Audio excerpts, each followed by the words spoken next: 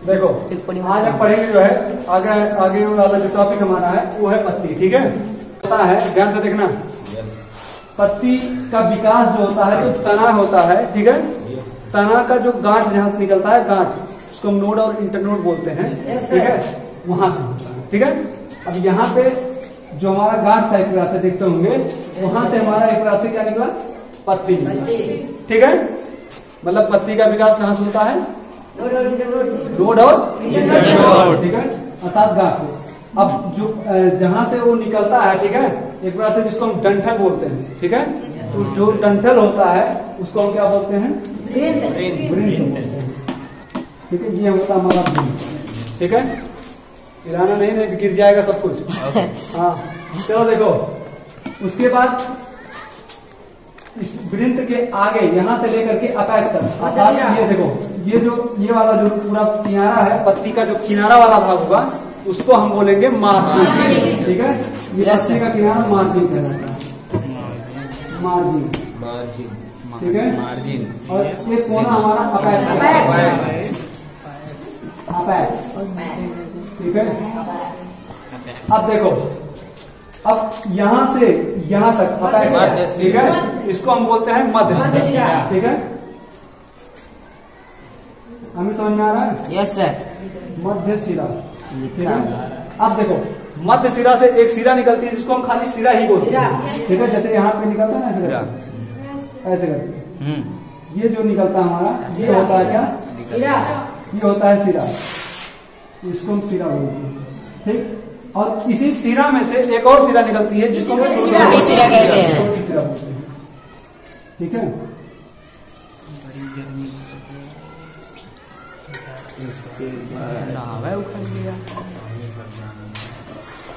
Starch, छोटी सिरा। Clear हुआ? यहाँ तक क्लियर है? खास कर तुम्हें देखना, क्योंकि तुम्हारा क्या है, तुम्हें दोबारा पूछे हो।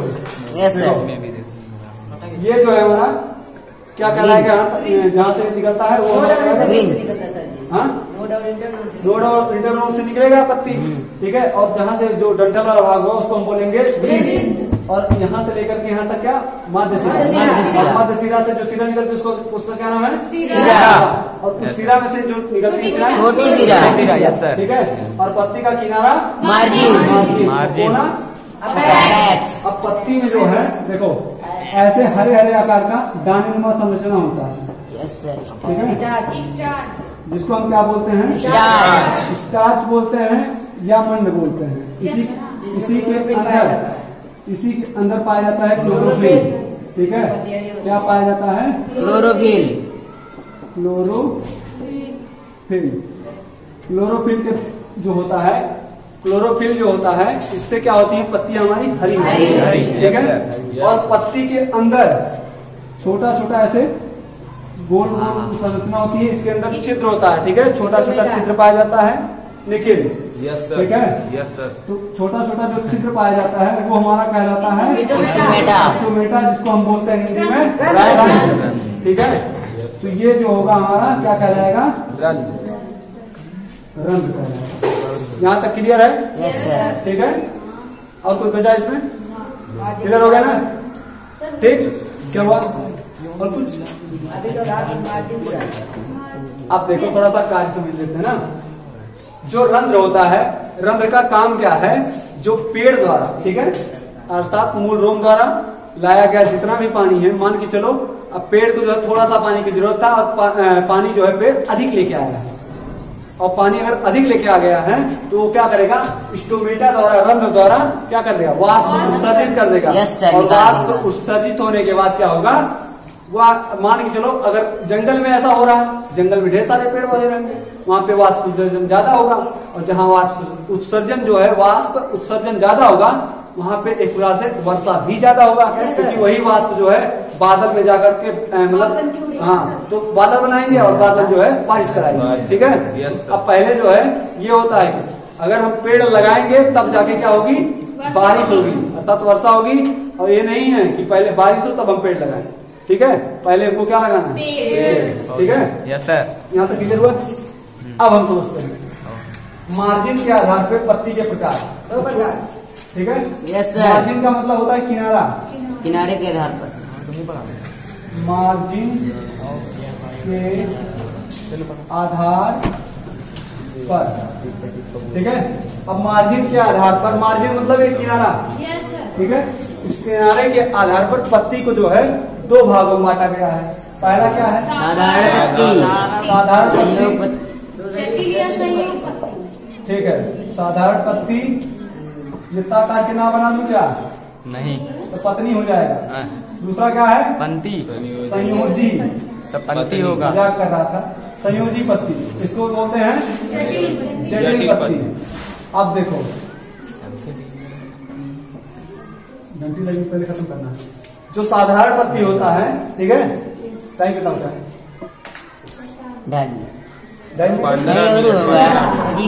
कितना मिनट है? 15 10 मिनट है?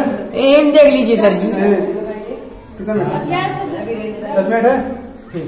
देखो, जो साधारण, ध्यान से इधर ध्यान दो। जो साधारण पत्ती होती है, इसको हम इंग्लिश में बोलते हैं सिंपल लीफ। ठीक है। और संयोजी पत्ती को बोलते हैं कॉम्प्लेक्स लीफ। कॉम्प्लेक्स। अब साधारण जो पत्ती होती है, उसमें काट छाट नहीं होता। जैसे इधर दिख रहा ना, कटा छुटा, तो वो हमारा है कौन सा पत्ती? संयोजी पत्ती, जटिल पत्ती है। उसमें काट छाट है, मतलब जिसमें काट छाट हो वो होगा हमारा संयोजी पत्ती, जटिल पत्ती। लेकिन जिसमें काट छाट नहीं होगा वो होगा साधारण पत्ती। जैसे आम का, ठीक है, मान चलो कोई पत्ती हो,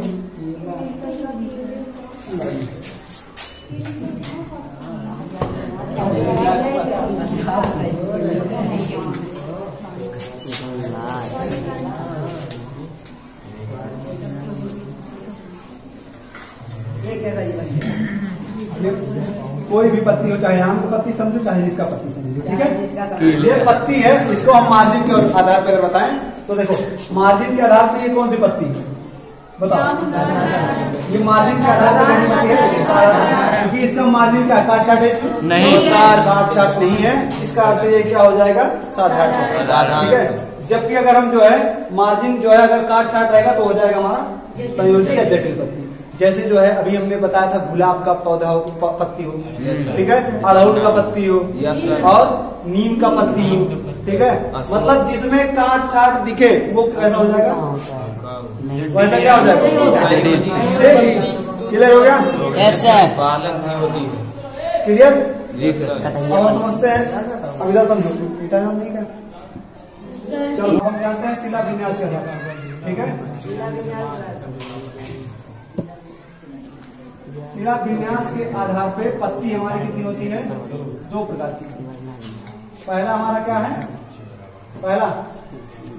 पहला कौन सी पत्ती है? जालिकावत पत्ती। जालिकावत में जाली हो, ठीक है, वो हमारी होती है जालिकावत पत्ती। पत्ती जालिकावत पत्ती। ये क्या दिक्कत है? हाँ, क्या दिक्कत बोलो तो? नहीं सर, ये कुछ दूसरा लिखा था क्या? एकांतर। अभी बताने दो ना, जालिकावत के बाद आएगा एकांतर। कहाँ जल्दी आ रहा है? पढ़े हो ना, तो दोहराया जा रहा है, तो तुम्हारी वजह से दोबारा दोहरा रहा हूँ, क्योंकि सब लोग पढ़ चुके हैं। ठीक है। देखो, जालिकावत जो पत्ती होता है, जालिकावत पत्ती, इसमें जालीनुमा संरचना रहती है। जैसे आप जामुन का पेड़ देख लीजिए, पत्ती, ठीक है, जामुन के पेड़ की पत्ती जो होती है वो क्या होता है, अगर सूख जाएगा तो उसमें देखेंगे उसमें भी जाली बनेगी, और साथ ही साथ पीपल का जो होगा उसको देखेंगे अगर सूखने के बाद तो उसमें भी जालीनुमा संरचना बनेगी। तो वो जो हमारी पत्ती होगी कैसी होगी? जालिकावत पत्ती होगी। ये किसके अनुसार है? शिला विन्यास के अनुसार। अब इसी के अंदर हमारा होता है दूसरी पत्ती। कौन सी पत्ती है? एकांतर या समांतर पत्ती।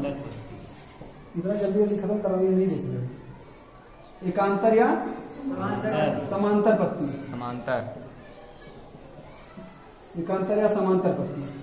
अब इसकी जो एकांतर और समांतर जो पत्ती है, इसकी पत्तियां लंबी होती हैं, जैसे केला का पत्ता हो गया, ठीक है, ये बहुत लंबा है। जैसे और धान का जो पत्ती होती है वो भी देखते होंगे लंबी है, ठीक है।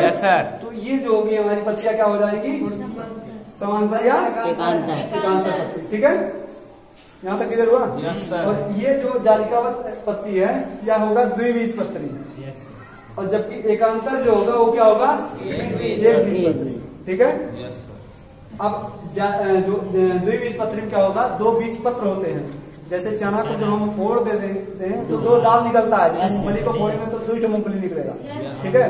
तो वो जो होगा हमारा क्या कहलाएगा, द्विबीजपत्री। और जिसके अंदर एक बिया होगा वह होगा एक बीजपत्री। जैसे चावल, गेहूं, धान, बीजपत्री। गेहूँ भी सर जी ठीक है। गेहूं सर जी नहीं होता है। इसमें से दो बीजपत्र निकलते हैं। ठीक है। चलिए अब देखो इसके आगे आप लोग नहीं पढ़े हैं शायद, हाँ पढ़े हैं। रूपांतरण खत्म हो गया ना। चलो पत्तियों का रूपांतरण पढ़ लो। चलो इधर ही बताता हूँ। देखो पत्ती का जो रूपांतरण होता है, रूपांतरण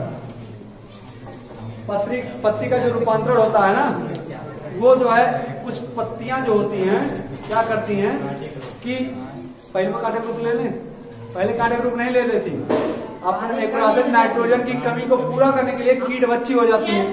ठीक, जिसको हम बोलते हैं, जैसे देखे होंगे पिंचर प्लांट। ठीक है।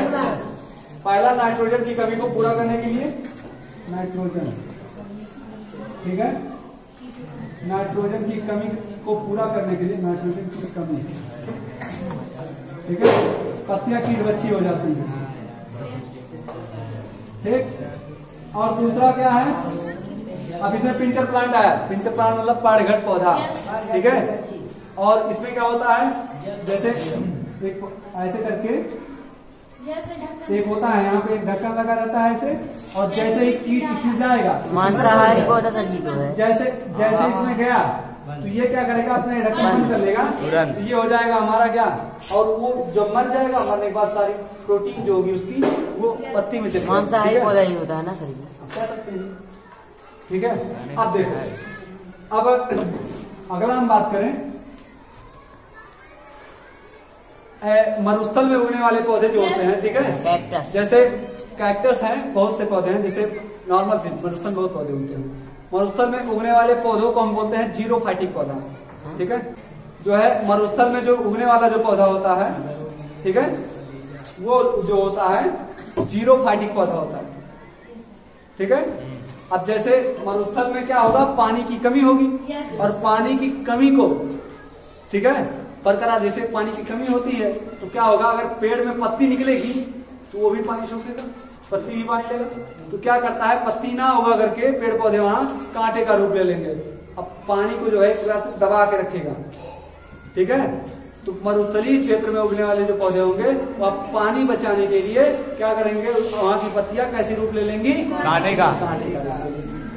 ठीक है। अब देखो जीरोफाइटिक पौधा, जीरोफाइटिक, ठीक है, और यहाँ पे हो गया हमारा नागफनी। ठीक है। अब देखो तीसरा नंबर हमारा आया जो सब्जी होता है, सब्जी में पत्तियों का आकार जो है स्प्रिंग नुमा हो जाता है, ऐसे करके। ठीक है। यस सर, जिसको हम जो है टेंड्री बोलते हैं। वही पर चढ़ता है क्या सर, टेंड्री। ठीक है। ये था पत्तियों का रूपांतरण। यहाँ तक समझ में आया किसी को? आ गया। पत्ती खत्म हो गई। Yes sir. क्या किसी डाउट है? नहीं।